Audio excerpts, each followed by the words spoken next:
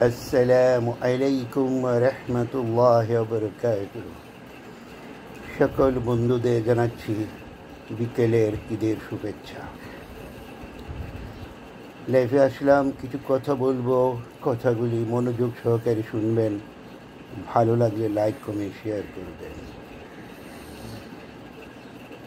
একটা কথা চিন্তা করলাম বসে বসে যে আল্লাহ রাব্বুল আলামিন পবিত্র কোরআন মাজিদে বলেছেন, মুমিনের হাতকে খালি হাতে ফিরিয়ে দেন না। তো আমাদের দোয়া কবুল হয় না কেন? পবিত্র কোরআন মাজিদে বলেছে, তোমরা কাফের মুশরিককে কখনো বন্ধুরূপে গ্রহণ করিও না। আমরা তাদেরকে বন্ধুরূপে গ্রহণ করেছি।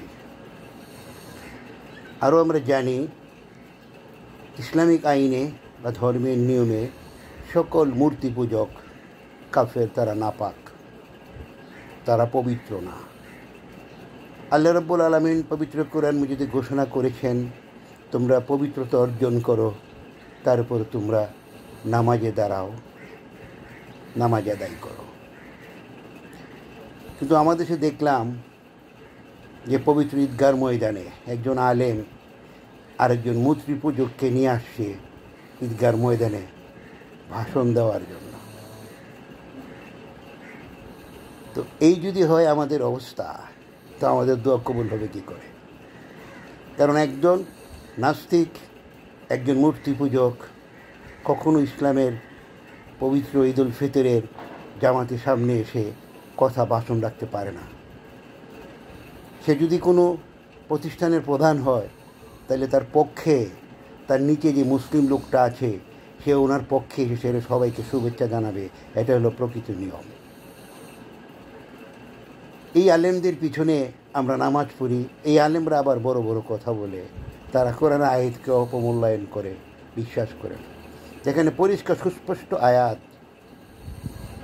কাজেই কোনো কাফের মুশরিকের সাথে একজন মুসলিম এভাবে ডলাডলি ঘষাঘষি করতে পারে না। সে যত বড় ক্ষমতার আসনে হোক না কেন এদেশের, সে যদি এদেশের প্রেসিডেন্টও হয়, এটা হলো তার পদমর্যাদার শিক্ষার গুণে বা রাজনীতিগুলো হয়েছে। কিন্তু ধর্মীয়ভাবে আমি তাকে আমার ধর্মীয় অনুষ্ঠানে আনতে পারি না। আপনারা কি লক্ষ্য করেছেন আমাদের পার্শ্ববর্তী রাষ্ট্র ভারতের যে বর্তমান প্রেসিডেন্ট, উনি হলেন নিম্ন জাতের, ভারতের কথায় কালো মহিলা। ভারতের প্রধানমন্ত্রী নরেন্দ্র মোদী তাদের কোনো বড় বড় ধর্মীয় অনুষ্ঠানে প্রেসিডেন্টকে দাওয়াত করে না, প্রেসিডেন্ট যায় না।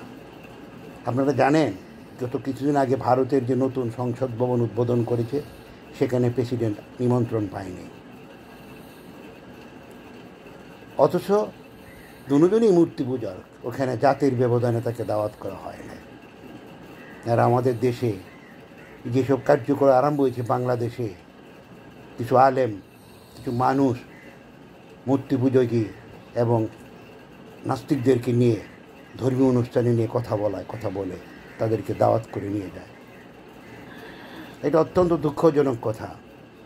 আপনি মুসলিম দাবি করলে, ধর্মীয় অনুষ্ঠান দাবি করলে, আপনি কি জানেন যে মূর্তি পূজক যারা তারা পূজা করে, আপনি তাদের মূর্তিতে হাত লাগাতে পারবেন না?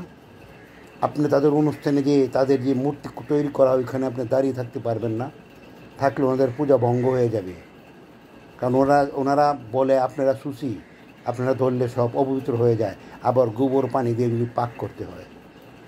কিসের লেখাপড়া করেছেন? ইসলামিক কলার হয়েছেন?